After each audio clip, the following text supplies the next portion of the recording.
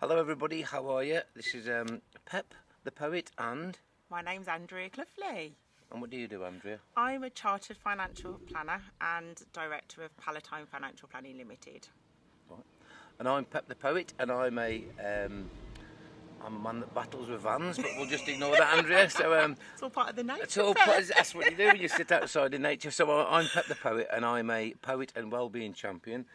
And I first met Andrea. When did I first meet you? Oh gosh, going back to 2015. Yeah, when I was the deputy head at the school where Andrea's children goes to, and luckily last year I retired to follow my dreams of becoming a poet and a wellbeing champion, and we're celebrating. We are celebrating Mental Health Week because although it's for me it was a dark period in my life, but it's not anymore. So I think we should celebrate positive mental health. So we're going to do it in the form of questions. We are indeed. Now you're going to ask me what kind of shall I go further away from the mic so you can't hear me? So what sort of questions are you going to sort of ask? What are yours related to? My questions today are related around money and mental health, because there is that toxic relationship, isn't there, between the two? And it's about raising awareness and getting people to feel comfortable to talk about money and mental health and problems relating to both. And do you think is there a lot of anxiety and stress around money and the lack of it, earning it? What can I do with it? Absolutely. I think with the last sort of 16 months being in a global pandemic and everything literally being turned upside down, money is such a big problem to a lot of families at the minute who are suffering financially and are in difficulty and are struggling actually to know where to go and find help, right, and talk about it. So and again, can we just say that Andrea and I, neither are we well-being gurus, or we're not psychologists, or I've suffered myself personally from some dark times in my life, and all we're going to do is we've got a couple of questions. The questions are based around facts that we got from the internet. And all we want to do is just chat about mental health and positive mental health and just raise awareness. Mine comes from a background of children and young people. So I think that Andrea said we're both part of a wonderful organisation called the BNI. And the BNI is the Business Network International. And I'm giving it a bit of a plug. The Manda Centre, the Manda chapter in Wolverhampton. And the reason I'm giving it a plug, who's the president of that chapter, Andrea? Oh, who could that be? That would be me. So I met Andrea via the via school, and then she knew that I was doing the going into schools and giving mental health and wellbeing workshops for children. So why don't you join the BNI? So all we're doing is just a little joint thing. I'm part of the BNI. It's not endorsed by the BNI. It's just us personally. So we're going to start with some questions, and we're going to go true or false. I was going to try and write you a little note saying get close to the microphone. Okay. But I can't. So we just get a bit closer. Let's just get a bit closer. Now the reason being we should have done this, and we should have done tapes and edited it. But I went round to Andrew's house this morning. We had breakfast, and we played with the dog and had a nice chat. had a chat, and we've literally got 10-15 minutes, so it is a one take. So I do apologise. Just to point out as well, Mental Health Awareness Week is themed around nature, so hence why we are sitting in the garden today. And the sun's come out, so yay! The sun all shines on the righteous. Right, I'll just we haven't shall I go? Shall I talk over here, Andrea? Because it'll be really impossible fit. So I'm going to go here. If there's any media people out there, you'll be mortified watching this. Andrea doesn't know that I've written questions. Again, mine's to do with young people and young adults, and Andrea's is to do with finance. Andrea doesn't know the answers, genuinely so. Yeah, and likewise. Likewise. So, and what we'll do, Andrea, we'll give ourselves a little timer. We'll have a minute per sort of question. Yes. Because if not, I'll waffle on for hours. So, Andrea, in the last 3 months of 2020, how many million antidepressants were prescribed in the UK? So the last 3 months of last year, there's so many million antidepressants. Was it A, 2 million, B, 12 million, or 20, or C, 20 million? 2, 12 or 20. We're going to have a minute starting from, I'm going to do a timer now. I think it's that scary figure of 20 million, Pep.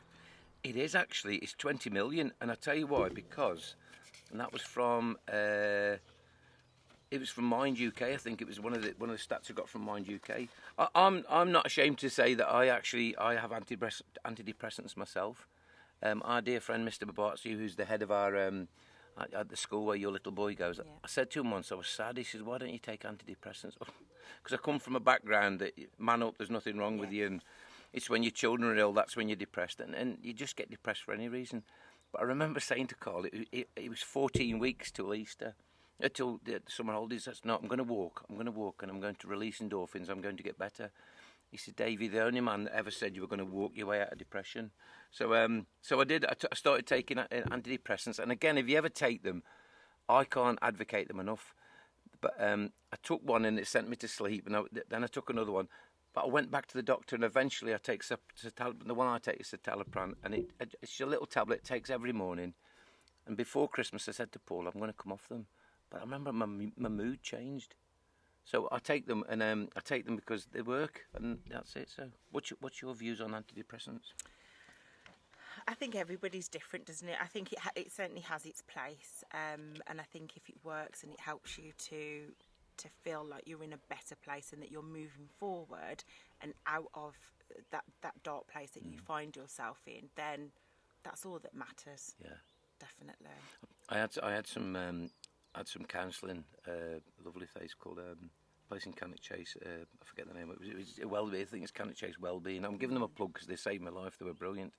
And there's a guy there, Steve, one of the counsellors, said he believed that antidepressants were like a life jacket. If you fall off a boat and you're drowning, you're flailing about, was it flailing? And but once you've got your life jacket on, you know that you're not going to drown. Yeah. And when you know you're not going, then you can set off your flares or you can wave boats down. But to me, they stop you drowning. But again, it's no good staying in the water. You have to swim for the shore. So I'm full of analogies. I used to work with 10-year-olds. Can you tell? Andrea, your question. Right, Pep. So my question is: people experiencing mental health problems are 1.5 more times likely to be in problem debt than people without mental health problems. Do you think that's true, or do you think it's false? So they're 1.5 times more likely to be in problem debt. Is it people that are in? This is where I'll be coming. Just read the question, Pep. But is it people that are got mental health problems that get into debt, or is it people that are in debt that have got mental health problems? No, it's people experiencing mental health problems are 1.5 times more likely to be in problem debt. So, do you think that figure's right? It's 1.5 times more likely. True or false? I think it's true. It's false. Oh, is it higher? It's higher. Yeah. It's actually 3.5 times more likely to be in debt. That's wicked. Which is staggering. And you know this, you'll know about this. You know, people that are in debt, and if people are in debt, then the next thing they're buying a new phone. They say, "Why are you buying a phone? You should be saving." Why does that happen, do you think? It's just part of that toxic relationship, isn't it? Between mental health problems and money, and sometimes it's maybe that feeling of spending. Yeah. Sometimes just helps them to feel that bit better. Yeah. But then it just creates that spiralling of debt out of control.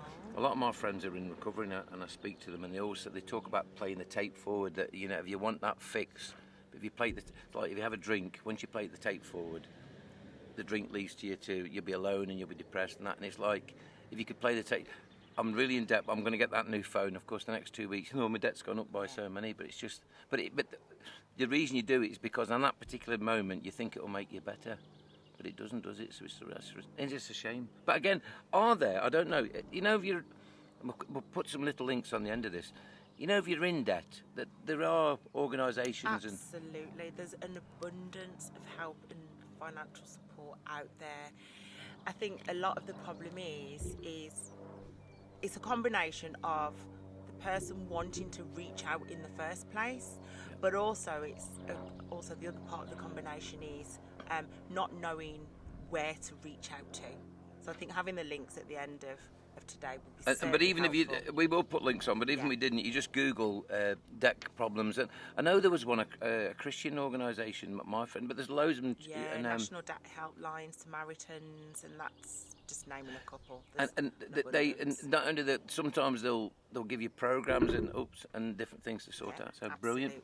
brilliant then. Right then, next question. I think this was the one. I'm going to. I'm going to. Can I pick my questions, Andrea? You've been picking now, are you? I'm going to get you. Ah, right. Because I asked you this indoors and you didn't know. No, you're not. Oh, you didn't know, Andrea. No, 'cause I don't know anything about the financial ones. This is according to the pharmaceuticaljournal.com. What is the emblem? Well, there's a little pin badge for Mental Health Awareness Week. Is it A, the green ribbon? Is it B, the rainbow? Is it C, a yellow daffodil? Or is it D, a red rose? I think daffodil, because I'm thinking Mental Health Awareness Week is always around May, and that's the prime time of spring. Yeah. So I think a logical answer would be daffodil. I didn't know the answer to this because you've seen them all, but you've seen all these different. I think I'm wrong, and somebody can tell me. I'm sure the yellow daffodil isn't that the Marie Curie, the hospital. And what it is, it's the green ribbon. Oh, right, okay. But I found a little fact on here. If you get onto mentalhealth.org, you can order a box of little enamel green pins, and they're £60 for 50, so £1 and something each. But I thought if you were an organisation, like if you're an office or if you whatever, if you're a shop or whatever, even if you said to somebody, I'll sell them for £2 each, a pound is 60 quid you make, and that money could get donated straight to mental health. Absolutely. Schools, if you got, if somebody, I know when we used to have the poppy appeal, when the kids used to come home with but even if you buy those little pins and sell them, so if you've got a shop or a business or anything like that, you can get them from, they're all, I will put all the links on there, but I think it's, mentalhealth.org UK, and it's a box of green enamel pins, and you can also get face masks, green face, the little. Okay. So I'm going to buy one next week. So if you see anybody next week, the little green ribbon, that's because of mental health. Yeah, no one's Right, relating to. So I don't know. I'm clapping it now. Just give myself a little clap then. So Pep. This question is taken from perkbox.com. Yep. So my question is: almost 1 in 5 employed adults describe their financial well-being as poor or very poor. Do you think that is true, or do you think that's false? So 1 in 5. That's 2 in 10. That's 20%. I think it's more. I'd say it's about 30 or 40%. I'd say it's 4 in 10, or 3 in 5. 3 in 5. No, that was 6 in 10. Yeah. So, the former maths teacher. Let's not do maths. No, sorry. 5 in 10. 3 in 5. 3 in 5, which is 6 in 10, which is 60%. False. Oh, after all that, what's the answer? No, it's true. It's true. Oh, it's is 1 it? in 5. Yeah. So that's 20% of all people. Of employed adults describe their financial well-being as either being poor or very, very poor. So what could employers do if employers feel that they've got an employee who's struggling with I think financial? certainly employers do have an obligation really to support any employee that could be going through financial difficulty, and even if it's just providing a roadmap in terms of how to seek help. Yeah. And those links, then I think that's at least the minimum that should be done from any employer, really. Because is it compound debt? You know, when you're in debt, you get more debt and more debt, and in the end, you're actually just paying the interest off it. But I think if you go to somewhere, some of these organisations, I believe, they'll give you like a roadmap of how to get rid of it. Absolutely. They can put a plan in place to help you to get out of the situation, that your financial difficulty that you're in. And after this last 12 months, I mean, none of us thought that 12 months later we'd be wearing masks. And I know there's lots of people lost their jobs and different things. And well, I think we'll have one more question each. Yeah. So in total, just less than 8% of the total spend, the NHS spend, is spent on children and young people's mental health. Is it true or is it false? I think it's saddening, and I think it's true. It's false. Oh, really? Because it's less than 1%.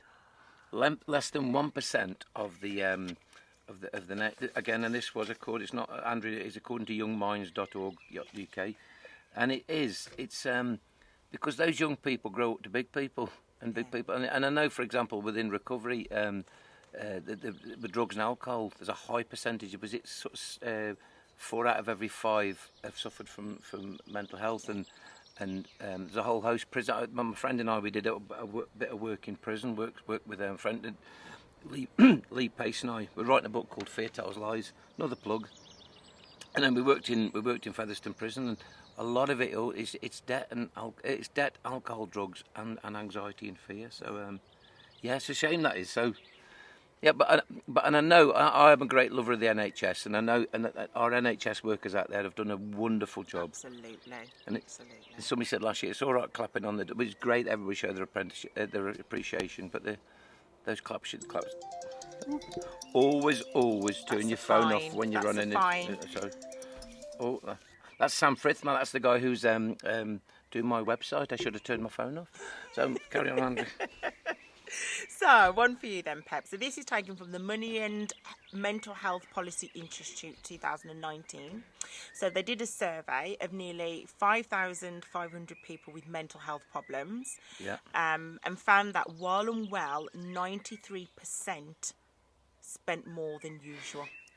I think that's a follow-on from our other question. It is. And I would say that was true. It is true. Because it is that it's that cycle. Yeah, that's it is. I did a few years ago when I was a young man. I'm trying to talk and turn my phone off. Let me just. Sorry, I do apologise. You're multitasking. Oh man. Right then, sorry, but I can't even. I'm not even going to bother editing that out. So if you're doing podcast now, turn your phone off. Yeah, because there was a cycle of poverty that people they feel, and you look around you and think, here I am. I'm working hard. I've got part-time jobs. And none of it's ever going. Heard across the road's had a new. Him over there, they've had a new car, and I'm going to get one, and it is. And you buy yourself something to get you out of that fix, but I don't think it works, does it? No, it doesn't. It doesn't. I mean, it might. You know, we can only assume, but it might initially help. It's a short-term fix, though, isn't it? Yeah, that's what it is. But I think it's going back to getting in touch with the services like the Samaritans and the what was the National Debt Helpline. And what they'll do, I believe, and again, I'm sorry, I've never done this, but I've imagined watching programmes and talking to people. The wonderful Martin Lewis, and they'll give them a programme of recovery, and there will be certain money, because not all their money will be on debt, and there's a certain amount they can still have luxuries and as well as paying your debt off. So that's us. So yeah, so it's been a great morning. It's been lovely. We would have edited it and we would have been slick, but it's natural, isn't it? Yeah, and sometimes it's nicer like that. It is. What's it called? It's al fresco. Is it? I was going to say al dente. That's just when you. Al fresco dining. Yes, it's like what's al dente? Is that when you just slightly? When it's slightly raw. Well, that's what it is. This is our slightly raw al dente interview. So, if you need to get any more in touch with us, all my social media is at Pep the Poet. If you want to contact me, it's pepthepoet.co.uk. And a little plug for me, my job is I go around to schools and workplaces offering bespoke poetry and mental health and well-being workshops for children and adults. You can see a lot of my stuff on my social media. You'll see my new website in a couple of weeks, but you probably won't now because that was the guy that was designing it. So that's me. So how can people get in touch with you, Andrea? Okay, so we're on social media as well with Palatine Financial Planning, website under construction as well, so that's www.palatinefp.co.uk. Really what I do, I help people to make sensible financial decisions and help them to achieve what they want financially out of life. So I hope today has been useful and raised some awareness as well around mental health. And that's we're not expert, and we don't profess to be. We're not psychologists. We're not psychoanalysts.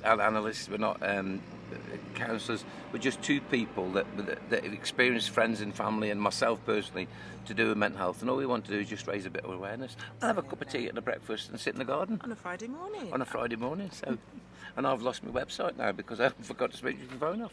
So, I'll put all our links at the end of this. I do apologise for not the al dente feel of the al fresco. Al fresco. But I wanted it to be raw, and we are one take Cloughley and Anderson, aren't we? So. We are indeed. We have to do that, don't we? Because that's it.